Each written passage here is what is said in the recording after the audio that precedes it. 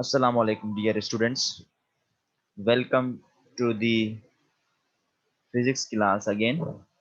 Today, we are going to discuss the topic of same unit number 8, that's thermal properties of matter. And the topic which we are going to discuss is the change of state. We have previously discussed about the state of matter, that there are three states of matter, but how these states of matter interchange with each other, how these states of matter changes with each other, and what are the process by which these states can interchange. So today we are going to discuss about the change of state. We are going to discuss about change of state. ये topic आपका बेटा include है आपके course work में, जो आपके exams के लिए कंपलसरी है. Change of state. Change of state में हमने क्या पढ़ना है? We have to discuss about the three states of matter and how these three states of matter interchange with each other. these are the main points regarding the topic. हमने पढ़ा था कि states of matter जो physical states होती हैं, वैसे तो बहुत सारी स्टेट्स हैं मैटर की. फिजिकल स्टेट्स तीन होती हैं. कौन सी फिजिकल स्टेट्स होती हैं? Physical states of matter are solid, उसके बाद liquid, and an other one is gases, और थर्ड स्टेट जो होती है मैटर की वो होती है gas. So these are the three states of matter and these states can change with each other. ये स्टेट्स एक दूसरे में इंटरचेंज हो सकते हैं. कैसे इंटरचेंज हो सकते हैं? सिर्फ एक पॉइंट को जहन में रख लें. कैसे इंटरचेंज होंगे? By absorbing the thermal energy, or giving out the thermal energy, or releasing the thermal energy. यानी कि वो एक दूसरे में इंटरचेंज हो सकते हैं. कैसे इंटरचेंज हो सकते हैं? Bye absorbing thermal energy. Thermal energy का क्या मतलब है? कि वो हीट जो हम सप्लाई कर रहे हैं, बाय एब्जॉर्बिंग थर्मल एनर्जी. अगर कोई भी स्टेट थर्मल एनर्जी को एब्जॉर्ब करे तब कौन सी कंडीशन बन सकती है? तो ये एक पॉइंट है कि इसमें स्टेट चेंज हो सकती है. और दूसरी पॉइंट क्या है? By by releasing amount of thermal energy, by releasing amount of thermal energy.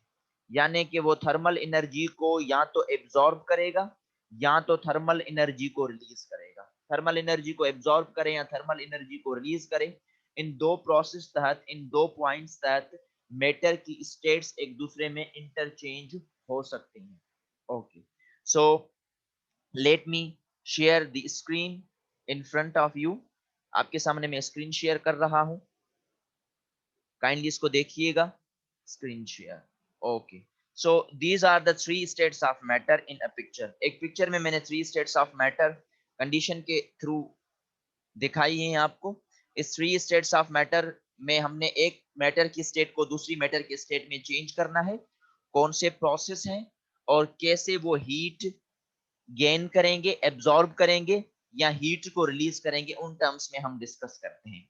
अगर सॉलिड जैसे आइस है हमारे पास, आइस, अगर आइस कन्वर्ट हो रहा है पानी में, अगर आइस कन्वर्ट हो रहा है वाटर में, if ice is converted into water, अगर आइस वाटर में कन्वर्ट होगा तो हम क्या कहेंगे? हम कहेंगे कि यहाँ पर आइस हीट एब्जॉर्ब करेगी. आइस हीट क्या करेगी? एब्जॉर्ब करेगी, यानी thermal energy is taken in. So जब भी आइस को वाटर में कन्वर्ट करेंगे तो thermal energy is taken in. यहाँ पर थर्मल एनर्जी इन मतलब एब्जॉर्ब होगी, एब्जॉर्ब थर्मल एनर्जी. यहाँ पर थर्मल एनर्जी एब्जॉर्ब होगी, एब्जॉर्ब थर्मल एनर्जी. इस स्टेप में थर्मल एनर्जी क्या होगी? एब्जॉर्ब होगी. उसके बाद वो प्रोसेस जिसमें आइस लिक्विड में कन्वर्ट हो, the process in which ice is converted into liquid. वो प्रोसेस जिसमें आइस को किस में कन्वर्ट किया जाए? लिक्विड में कन्वर्ट किया जाए. The process in which ice is converted into liquid.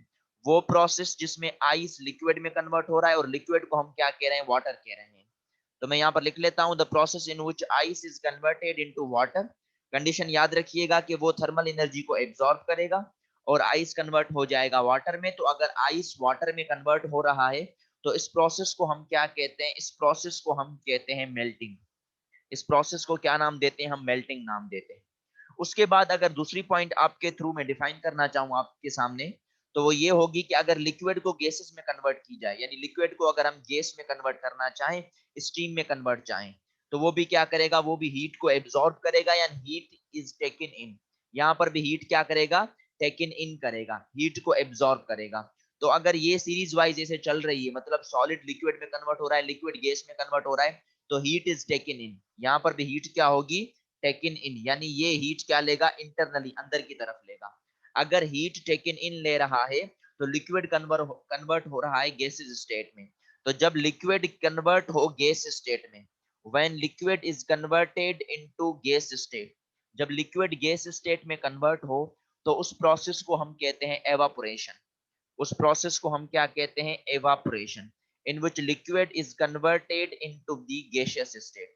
Liquid किस में कन्वर्ट हो? गैसियस स्टेट में कन्वर्ट हो। Reverse is also possible. इसका रिवर्स भी पॉसिबल हो सकता है। रिवर्स कैसे पॉसिबल हो?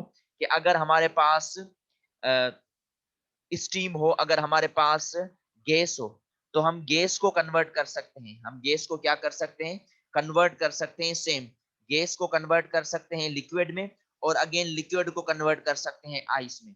अगर स्टीम को कन्वर्ट किया जाए लिक्विड में, अगर स्टीम को कन्वर्ट किया जाए लिक्विड में या वाटर में, तो हीट इज टेकन आउट। वहां पर हीट क्या करेगा? बाहर की तरफ निकालेगा, यानी heat is released, heat is taken out. तो जब भी गैस स्टेट को हम कन्वर्ट करना चाहें लिक्विड में, और यहाँ पर लिक्विड हम क्या ले रहे हैं? Water. So when gas is converted into the water, जब स्टीम लिक्विड में कन्वर्ट हो या गैस वाटर में कन्वर्ट हो रही है, तो इस प्रोसेस को हम क्या कहते हैं? This process is called condensation. The process in which gas is converted into the liquid, in which steam is converted into the liquid, the process called condensation. उस प्रोसेस को कंडेंसेशन कहा जाता है। इसी तरीके के साथ हम वाटर को आइस में कन्वर्ट भी कर सकते हैं। So the process in which water is converted into ice, वो प्रोसेस जिसमें पानी को हम आइस में कन्वर्ट करना चाहें, तो वहां पर भी हीट क्या करेंगे? Heat is given out. Heat क्या होगी? रिलीज होगी। अगर हीट इज गिवन आउट होगी तो water can be converted into ice. Water को हम आइस में कन्वर्ट कर सकते हैं। और अगर वाटर आइस में कन्वर्ट हो तो उस प्रोसेस को हम क्या कहते हैं? उस प्रोसेस को हम कहते हैं फ्रीजिंग। तो ये प्रोसेस आपको जहन में रखने हैं कि when ice is converted into water, the process is called melting. When water is converted into the gas, when liquid is converted into the gas, the process is called evaporation. When gas is converted into the water, called condensation. And when water is converted into ice, is called freezing. So these are the important terms in your coursework. ये कुछ important terms है जो process के तहत आपको याद रखने हैं। उसके बाद इसी चेंज ऑफ स्टेट में हमने एक छोटी सी एक्टिविटी डिस्कस करनी है, और उस एक्टिविटी को मैं व्हाइट बोर्ड पर डिस्कस करूंगा आपके साथ। So here is the white board. I just clear this one, clear all drawings. Okay, so let's continue our discussion right now. हमने एक छोटी सी एक्टिविटी डिस्कस करनी है जो आपके कोर्स वर्क में शामिल है। उस एक्टिविटी में क्या है? उस एक्टिविटी में हमें कहा जा रहा है कि आप कोई भी एक स्टैंड लें। उस स्टैंड पर हम क्या रख रहे हैं? स्टैंड पर हम रख रहे हैं बीकर, रख रहे हैं बीकर। हमने ये बीकर ली। Okay, so I just draw it. हमने ये बीकर ली, और हमें कहा गया कि इस बीकर पर, इस बीकर के अंदर आप क्या रख दें? आइस क्यूब्स रख दें, ice cubes. So there are some ice cubes inside the beaker. Beaker के अंदर कुछ आइस क्यूब्स पड़े हैं, और इस आइस क्यूब के अंदर हम क्या रख रहे हैं? एक थर्मामीटर रख रहे हैं। इस आइस क्यूब के अंदर हम क्या रखेंगे? थर्मामीटर पुट कर रहे हैं। इसके अंदर हम एक थर्मामीटर पुट करेंगे। सो मैं यहाँ पर एक लाइन शो कर देता हूं जो थर्मामीटर को शो करेगी। चलें, ब्लैक कलर से जो आपको ये चीज नजर आ रही है, ये थर्मामीटर है। तो हमें ये कहा गया कि लेट्स अज्यूम, हम अज्यूमिंग ये लेते हैं कि इनिशियल जो टेम्परेचर है आइस का, initial temperature of ice, the ice having a temperature of -30 degree centigrade. मतलब पहले पार्ट में जो आइस का टेम्परेचर है वो कितना मिला हुआ है? -30 degree centigrade. Remember this one, that's the temperature of ice. ये आइस का टेम्परेचर है जो हमने किसी भी बीकर में रखा। उसके बाद क्या हुआ? उसके बाद हमें कहा गया कि आप नीचे से हीट सप्लाई कर दें या फ्लेम दे दें, यानी इसको आप बसन बर्नर के नीचे, बसन बर्नर इसके नीचे रख दें।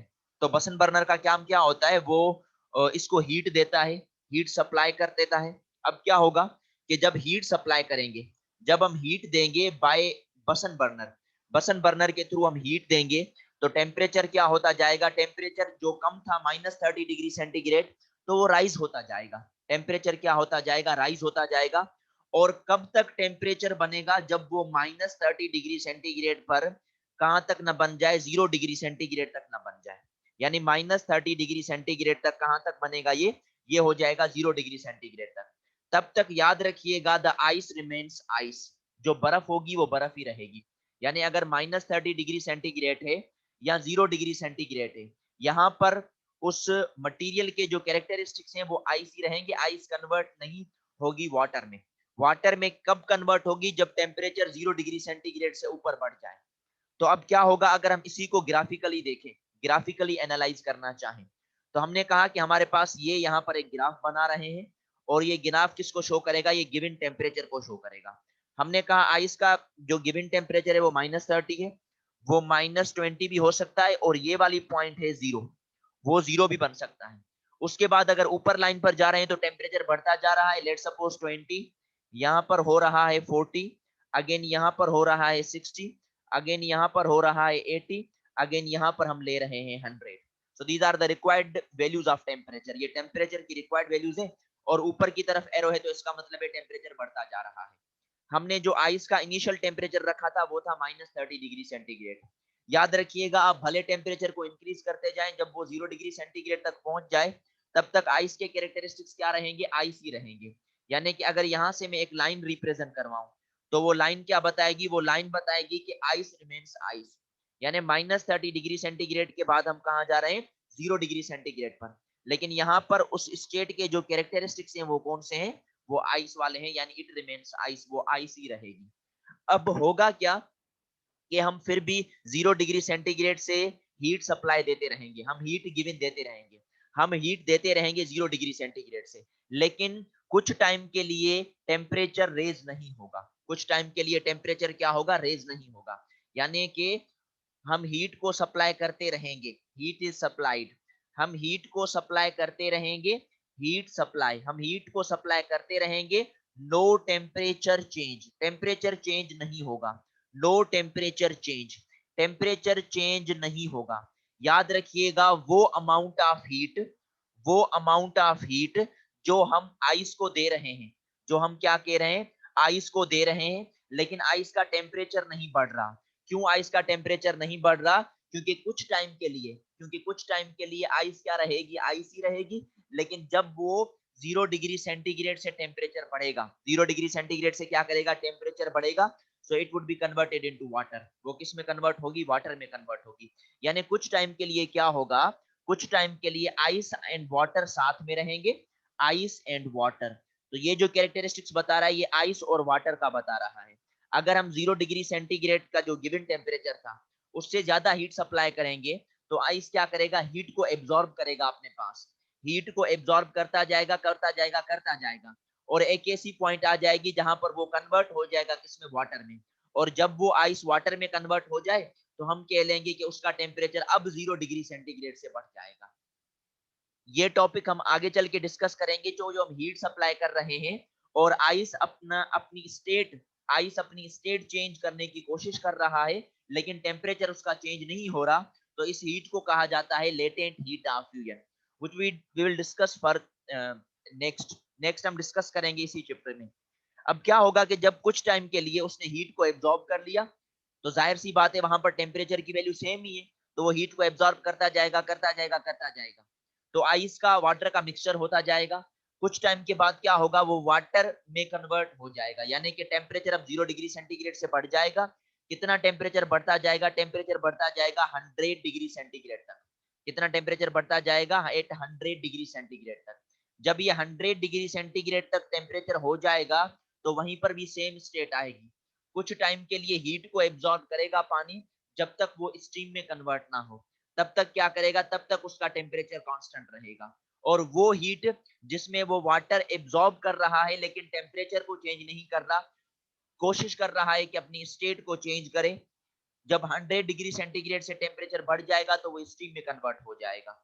तो 100 डिग्री सेंटीग्रेड वाले पार्ट तक जो अमाउंट ऑफ हीट होती है, अमाउंट ऑफ हीट, उस हीट को कहा जाता है हीट ऑफ वेपोराइजेशन। उसको क्या कहा जाता है? Heat of vaporisation, which we will discuss again next later on, हम इसको डिस्कस करेंगे। लेकिन ये होता है चेंज ऑफ स्टेट के बारे में। चेंज ऑफ स्टेट को फर्दर डिस्कस करेंगे। होप सो कि आपको ये पॉइंट समझ में आ गई होगी। याद रखिएगा, अगर इसी एक्टिविटी को मैं वाइंड अप करूं, तो हमने जो आइस का पहला टेम्परेचर लिया था वो -30 डिग्री सेंटीग्रेड लिया था, उसको कन्वर्ट किया हमने 0 डिग्री सेंटीग्रेड तक। याद रखिएगा वो आइस ही रहेगा और 0 डिग्री सेंटीग्रेड पर कुछ टाइम के लिए वो हीट को एब्सॉर्ब करेगा, लेकिन टेम्परेचर चेंज नहीं करेगा। टेम्परेचर जब चेंज नहीं कर रहा और हीट को एब्सॉर्ब करना है अपने पास, तो उस अमाउंट ऑफ हीट को कहते हैं हीट ऑफ फ्यूजन। फिर क्या होगा कि अगर 0 डिग्री सेंटीग्रेड से आगे टेम्परेचर बढ़ गया, लेट सपोज टेम्परेचर हो गया 1 डिग्री सेंटीग्रेड, तो ये वाटर में कन्वर्ट हो जाएगा और अप टू कितने तक होगा? 100 डिग्री सेंटीग्रेड तक। अगेन फिर 100 डिग्री सेंटीग्रेड तक कुछ टाइम देगा, तब तक हीट को एब्सॉर्ब करेगा। टेम्परेचर चेंज नहीं होने वाला, क्योंकि वो चाहेगा कि वो अपनी स्टेट चेंज करे। तो हीट को एब्सॉर्ब करने पॉइंट, मतलब उस वक्त जो हीट एब्सॉर्ब करेगा, उस हीट को हम क्या कहते हैं? उस हीट को हम कहते हैं heat of vaporisation. So that's all about the change of state of matter. तो ये हमने change of state of matter के बारे में पढ़ा। Hope so that you got this lecture. Okay बेटा, अल्लाह हाफिज।